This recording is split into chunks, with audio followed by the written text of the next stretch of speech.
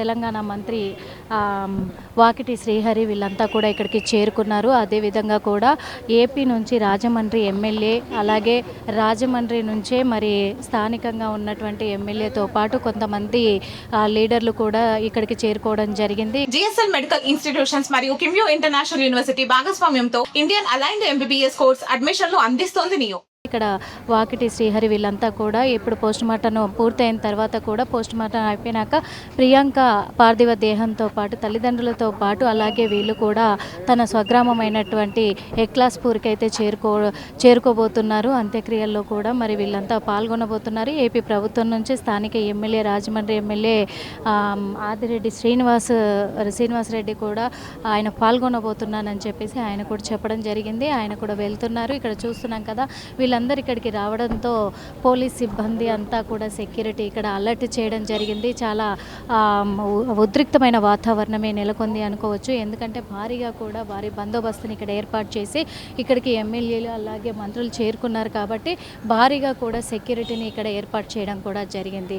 అలాంటిది ఇప్పుడు మొత్తానికైతే మరి ప్రియాంక అంత్యక్రియలకు వాళ్ళ స్వగ్రామానికి తరలిస్తున్న సిచ్యువేషన్స్ మనం చూస్తూ ఉన్నాము. హడావుడిగా కూడా అందరూ బయలుదేరుతూ ఉన్నారు. అక్కడికైతే మరి వీళ్ళంతా కూడా అక్కడికి చేరుకోబోతున్నారు. చేరుకొని అంత్యక్రియలు జరిపించబోతున్నారు ప్రభుత్వ తరఫు నుంచే. అక్కడ ఏపీ ప్రభుత్వం తరఫు నుంచి ఇటు తెలంగాణ మంత్రి కూడా ఉంటాము అక్కడ అన్నీ, ఇక్కడ తెలంగాణ బిడ్డ కాబట్టి ఖచ్చితంగా కూడా ఉంటాము అని చెప్పేసి చెప్తున్న మాట అయితే చూస్తూ ఉన్నాము. అంతా కూడా ఇక్కడ హై సెక్యూరిటీ అలర్ట్ చేయడం కూడా జరిగింది. హై సెక్యూరిటీలో మొత్తం కూడా ఇక్కడ అని తెలుస్తూ ఉంది. ఒకసారి అడిగి తెలుసుకుందాము. సార్, మీరు అంత్యక్రియలకు వాళ్ళ ఊరికి వెళ్తున్నారా సార్? అంటే ప్రభుత్వ లాంఛన ఇప్పుడు ప్రభుత్వం తరఫు నుంచి అంత్యక్రియలు అంటే ఇది వేరే పక్క రాష్ట్రం కాబట్టి అటెండ్ అవుతున్నాం. అక్కడ టీజీ భరత్ గారు కూడా వస్తారు అన్నమాట, కలెక్టర్ గారు కూడా వస్తారు.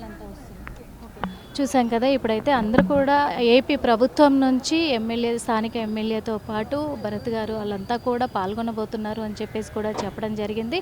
ఇప్పుడు ఇక్కడ నుంచి ప్రియాంక పార్థివ దేహాన్ని వాళ్ళ స్వగ్రామమైనటువంటి గద్వాల్ జిల్లా అలాగే ఎక్లాస్పూర్ వాళ్ళ గ్రామానికి అయితే తరలించారు. ఎందుకంటే అక్కడ చాలామంది కూడా వాళ్ళది చాలా పెద్ద కుటుంబం అయినప్పటికీ దాదాపు 300 మంది కుటుంబం కాబట్టి నా కుటుంబ సభ్యుల సమక్షంలోనే నా కూతురు అంత్యక్రియలు జరుపుకుంటాను అని చెప్పేసి ఆ తండ్రి కన్నీరు మున్నీరయ్యారు.